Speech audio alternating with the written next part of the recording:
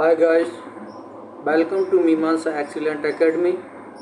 जैसा कि मैंने अभी पिछली वीडियो में लेसन एनसीईआरटी क्लास 6 की ज्योग्राफी बुक का जो लेसन जो है सौरमंडल में पृथ्वी लेसन 1 और लेसन 2 लैटीट्यूड लैंगिट्यूड के बारे में कंप्लीट वीडियो देखा। आज हम लोग पढ़ते हैं पृथ्वी की गतियों के बारे में, लेसन 3 के बारे में, जो कि बहुत ही महत्वपूर्ण है।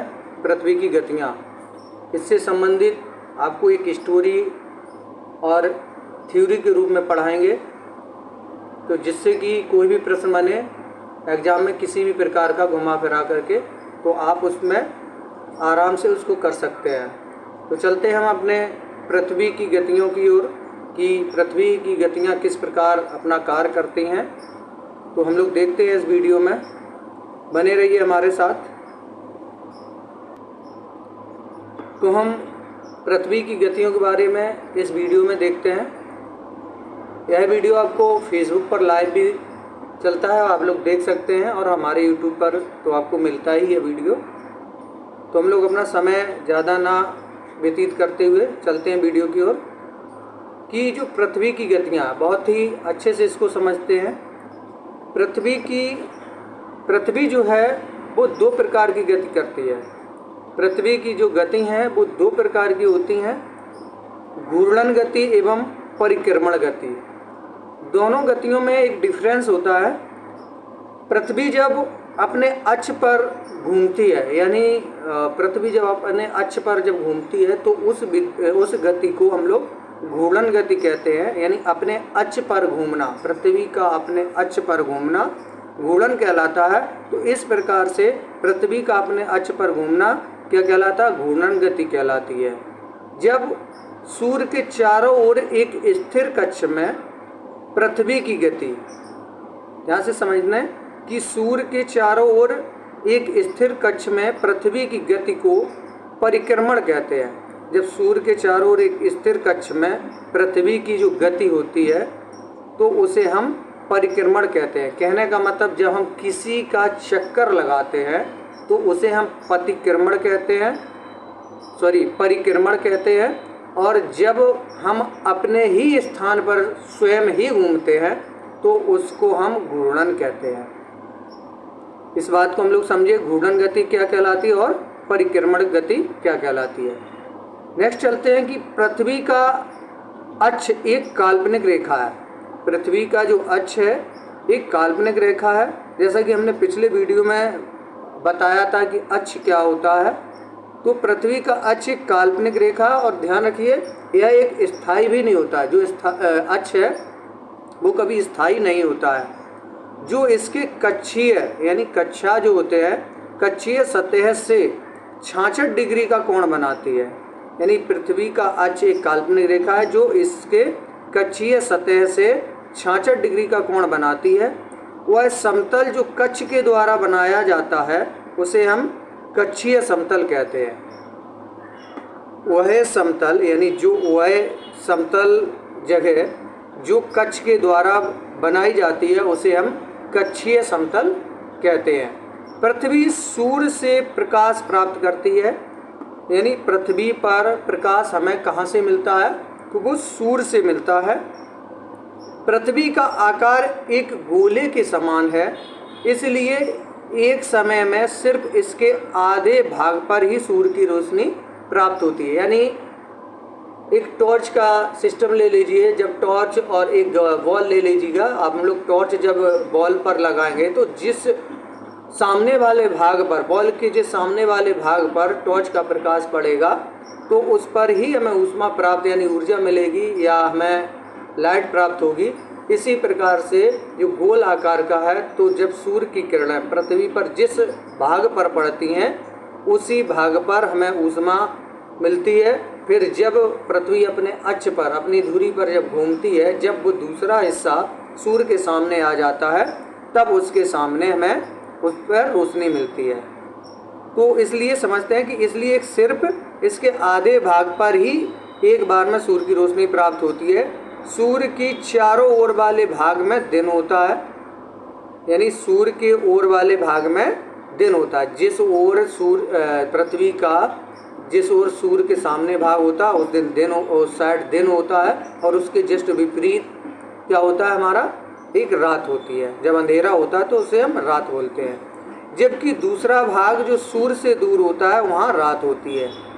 ग्लोब पर वह वृत्त जो दिन तथा रात को विभाजित करता है, यानी ग्लोब पर वह वृत्त जो दिन तथा रात को विभाजित करता है उसे हम प्रदीप्त वृत्त कहते हैं। क्या कहते हैं? प्रदीप्त वृत्त। ध्यान समझते हैं, मैंने अभी ऊपर आपको घूर्णन गति समझाई, यानी पृथ्वी की दो गतियाँ, घूर्णन और परिक्रमण समझाया, कक्षीय समतल समझाया। उसके बाद हम लोग समझते हैं कि प्रदीप्त वृत्त किसे कहते हैं। तो प्रदीप्त वृत्त वह होता है जब ग्लोब पर वह वृत्त दिन तथा रात को विभाजित करता है, यानी जो दिन और रात को विभाजित करता है उसे हम प्रदीप्त वृत्त कहते हैं। यह वृत्त अक्ष के साथ नहीं मिलता है, अक्ष के साथ नहीं मिलता है। जैसे कि अभी हम आपको चित्र के माध्यम से बताएंगे कि पृथ्वी अपने अक्ष पर एक चक्कर पूरा करने में, यानी पृथ्वी अपने ही स्थिर गति अपने ही अक्ष पर जब दूरी पर घूमती है तो उसे पूरा घूमने में जो समय लेती है वो 24 घंटे का समय लेती है, अर्थात एक दिन का समय। घूर्णन के समय काल को पृथ्वी दिन कहा जाता है, यानी घूर्णन पृथ्वी की जो अक्ष पर घूमना उसे घूर्णन, और घूर्णन के समय काल को हम पृथ्वी को दिन कहा जाता है, पृथ्वी दिन कहा जाता है। जो घूर्णन के समय काल जो होता है उसे हम पृथ्वी दिन कहते हैं। यह पृथ्वी की दैनिक गति है, यानी प्रत्येक दिन पृथ्वी यह कार्य कंटिन्यू करती है। अब हम लोग समझ लेते हैं कि जैसे कि पृथ्वी के अक्ष का झुकाव तथा कक्षीय समतल, ये जो हमारा ये लाइन हमको दिख रही है, ये जो है पृथ्वी का कक्षीय समतल है। उसके बाद पृथ्वी के कक्षीय समतल पर ये लंब हमारा पड़ता है, और ये उत्तरी ध्रुव है। ये हमारी विषुवत रेखा है, और यह एक कर्क रेखा, और यह एक मकर रेखा है। ये उत्तरी ध्रुव और यह एक दक्षिणी ध्रुव। जो हमारी ये जो लाइन हमारे दिख रही है, यह हमारी, देखिए ये विषुवत रेखा है, यह कर्क रेखा है, और यह मकर रेखा है, ये ध्रुव है। तो इस प्रकार से ये जो रेखा हमें दिख रही है, ये वाली जो दिन रात को बंटवारा करती है, इसे हम प्रदीप्त वृत्त कहते हैं। घूर्णन के कारण पृथ्वी पर दिन एवं रात का बंटवारा होता है। चलते हैं हम नेक्स्ट।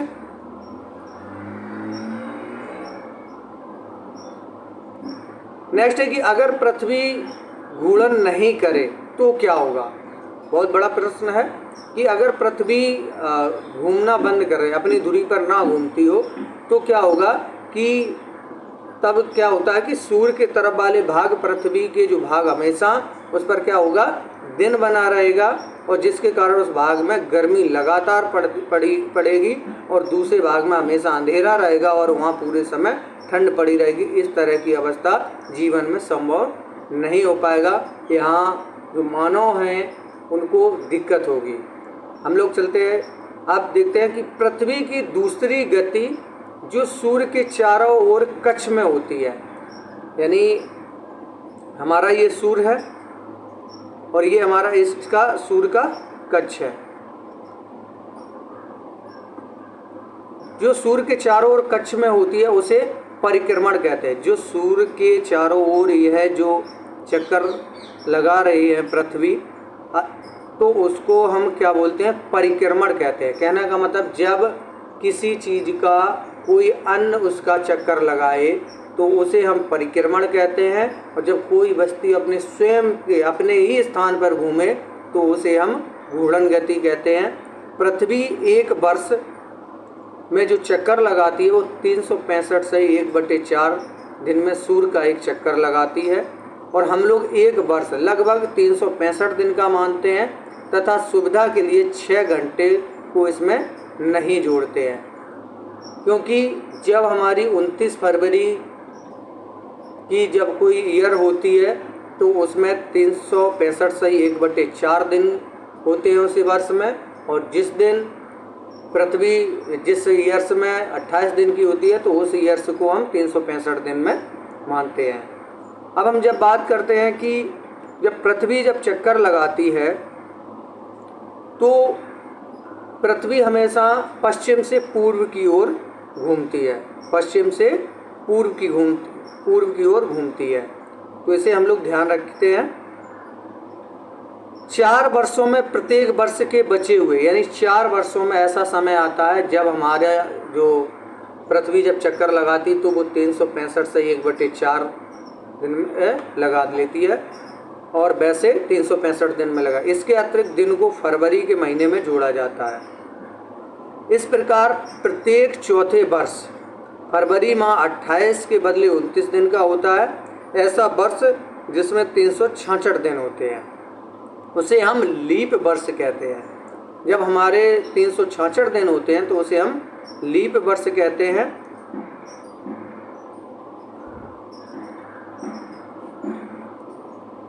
नेक्स्ट चलते हैं कि सामान्यतः एक वर्ष को गर्मी, सर्दी, बसंत एवं शरद ऋतुओं में बांटा जाता है। यानी जो ऋतुएं होती हैं वो सामान्यतः एक वर्ष में जो ऋतुएं हैं वो 4 ऋतुओं में बांटी जाती हैं, जैसे कि गर्मी, सर्दी, बसंत एवं शरद ऋतु। ऋतुओं में परिवर्तन जो है वो सूर्य के चारों ओर पृथ्वी की स्थिति में परिवर्तन के कारण होता है। ऋतुओं में परिवर्तन कब होता है, कैसे होता है कि सूर्य के चारों ओर पृथ्वी की स्थिति में परिवर्तन के कारण होता है। ये ऋतु परिवर्तन कहलाता है। जब पृथ्वी 21 जून को उत्तरी गोलार्ध में सूर्य की तरफ झुका है, यानी 21 जून को उत्तरी गोलार्ध सूर्य की तरफ झुका है, सूर्य के किरणें कर्क रेखा पर सीधी पड़ती हैं। इसके परिणाम स्वरूप इन क्षेत्रों में क्या होगा, ऊष्मा अधिक होती है। यानी 21 जून को कर्क रेखा पर सूर्य जो है, सूर्य की किरणें लंबवत पड़ती हैं, तो उस समय कर्क रेखा पर सबसे अधिक गर्मी होती है, जिसे हम ऊष्मा के परिवर्तन को मान लेते हैं कि हमारे यहाँ गर्मियों का दिन आ गया, क्योंकि जून के महीने में 21 जून को सबसे अधिक गर्मी पड़ती है कर्क रेखा पर, क्योंकि वहाँ सूर्य की किरणें, और ध्रुवों के पास वाले क्षेत्र में कम ऊष्मा प्राप्त होती है, क्योंकि वहाँ पर क्या है, सूर्य की किरणें तिरछी पड़ती हैं। उत्तरी ध्रुव सूर्य की तरफ झुका होता है तथा उत्तरी ध्रुव रेखा वाले जो भाग होते हैं लगभग उसमें 6 महीने तक लगातार दिन रहता है, और सेम उसी प्रकार 6 महीने तक उसमें रोशनी रहती है। इसलिए विषुवत वृत्त के उत्तरी भाग में गर्मी का जो मौसम है वो 21 जून को इन क्षेत्रों में सबसे लंबा देखने को मिलता है, और सबसे लंबी रातें भी होती हैं।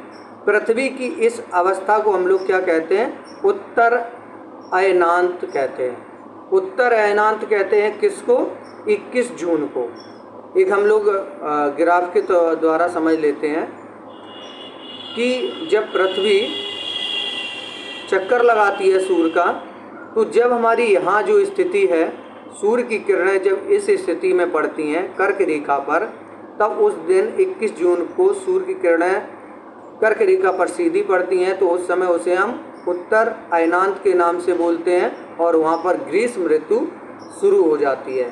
इस प्रकार से फिर नेक्स्ट चक्कर लगाते हैं तो 23 सितंबर को बसंत ऋतु लागू होती है, और इसके बाद नेक्स्ट जब है चलते हैं तो दक्षिण अयनांत में जब पहुंचते हैं तो यानी मकर रेखा पर 22 दिसंबर को यह लंबवत सूर्य चमकता है, किरणें 22 दिसंबर को सीधी पड़ती हैं। उसके बाद बसंत ऋतु आता है जो कि 21 मार्च को बसंत ऋतु का एक शुरुआत मानी जाती है।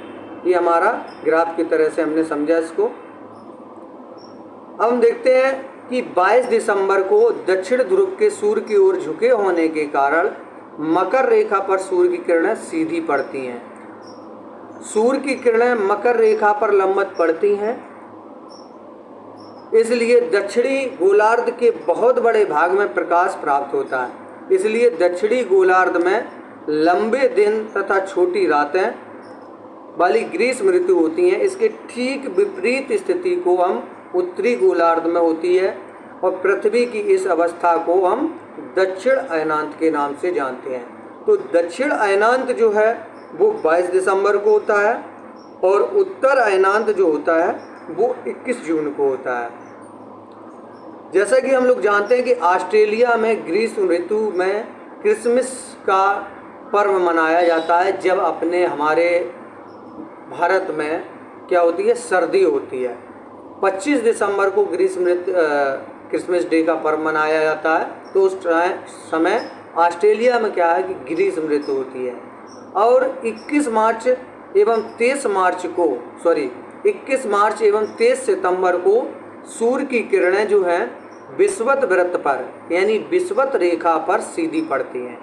कब? 21 मार्च एवं 23 सितंबर को विषुवत रेखा पर सूर्य की किरणें सीधी चमकती हैं। इस अवस्था में कोई भी ध्रुव सूर्य की ओर नहीं झुका होता है, इसलिए पूरी पृथ्वी पर रात एवं दिन बराबर होते हैं। इसे हम विषुव रेखा कहते हैं।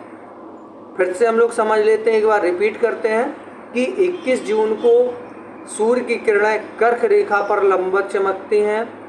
22 दिसंबर को मकर रेखा पर सूर्य की किरणें लंबवत चमकती हैं, जो कि कर्क रेखा एक उत्तरी गोलार्ध में स्थित है, मकर रेखा एक दक्षिणी गोलार्ध में स्थित है। और जब 21 जून को जो लंबवत सूर्य की किरणें चमकती हैं उसे हम उत्तर अयनांत के नाम से जानते हैं। और जो मकर रेखा पर 22 दिसंबर को जो किरणें चमकती हैं लंबवत सूर्य की, उसे हम दक्षिण अयनांत के नाम से जानते हैं। सेम जब विषुवत रेखा पर सूर्य की किरणें जब चमकती हैं, कब? 21 मार्च और 23 सितंबर को चमकती हैं। उस अवस्था में पूरी पृथ्वी पर दिन एवं रात बराबर होते हैं, उसे हम विषुव कहते हैं। इतना हम लोगों ने समझा। अब हम लोग चलते हैं आगे की ओर, जो कि 23 सितंबर को उत्तरी गोलार्ध में यानी 23 सितंबर को उत्तरी गोलार्ध में यानी कर्क रेखा की ओर पे क्या होता है, शरद ऋतु होती है, जबकि दक्षिणी गोलार्ध में बसंत ऋतु होती है। कब? 23 सितंबर को। 21 मार्च को स्थिति इसके विपरीत होती है। क्या है कि 21 मार्च को स्थिति इसके विपरीत होती है, जब उत्तरी गोलार्ध में बसंत ऋतु तथा दक्षिणी गोलार्ध में शरद ऋतु होती है। यानी उत्तरी गोलार्ध में 21 मार्च में क्या होता है, बसंत ऋतु होती है, और 21 मार्च को दक्षिणी गोलार्ध में शरद ऋतु यानी सर्दी स्टार्ट हो जाती है। इसे हम शरद ऋतु कहते हैं। और 21 मार्च में बसंत ऋतु स्टार्ट होती है कर्क रेखा की ओर। पृथ्वी के घूर्णन एवं परिक्रमण के कारण ही दिन एवं रात तथा ऋतुओं में परिवर्तन होता है। एक प्रश्न बनता है कि दिन एवं रात किसके कारण होते हैं या ऋतुओं में परिवर्तन किसके कारण होते हैं? तो पृथ्वी की घूर्णन की गति दिन एवं रात होती है, और जो मौसम परिवर्तन होता है, ऋतु परिवर्तन होती हैं, वो पृथ्वी की परिक्रमण के कारण ही होता है। फिर से समझ लेते हैं इस बात को, क्योंकि इम्पोर्टेंट है।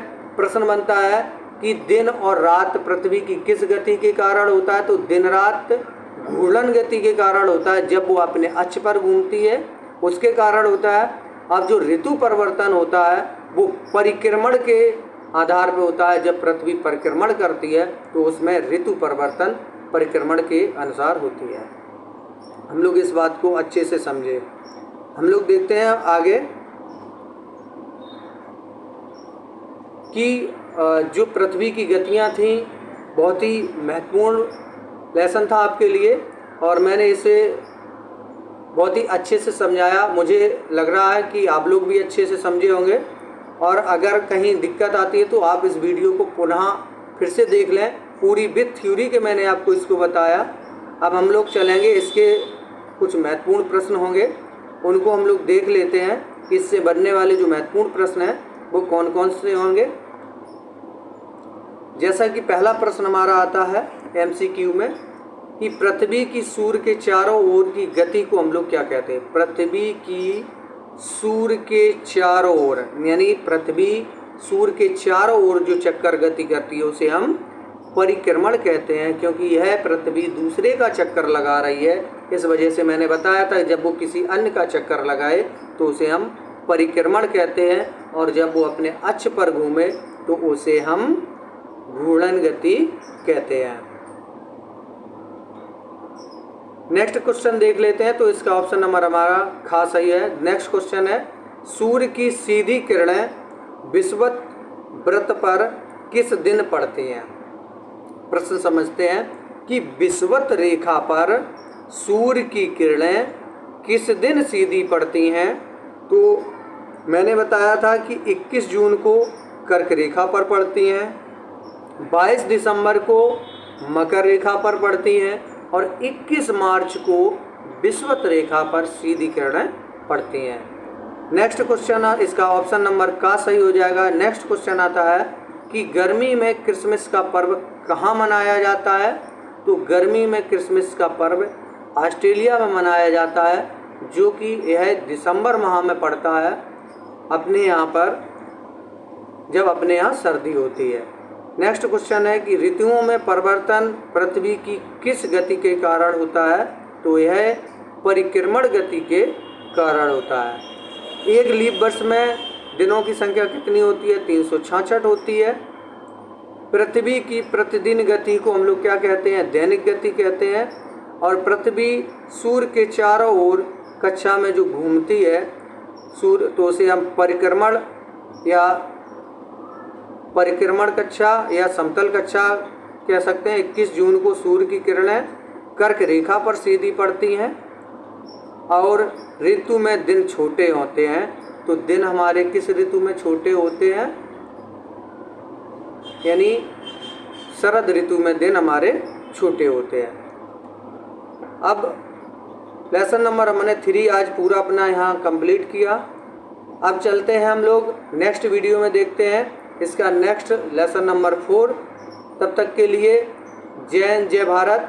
आप लोग हमारी वीडियो को सब्सक्राइब करें और इसी प्रकार से वीडियो देखने के लिए अपने यूट्यूब चैनल पर बेल आइकन दबाएं और हमारे इस वीडियो को फेसबुक पर लाइव भी देख सकते हैं। तो फेसबुक पर लाइव देखने के लिए नेक्स्ट डे मॉर्निंग में 9 बजे हमसे जुड़िए। तब तक के लिए जय हिंद, जय भारत।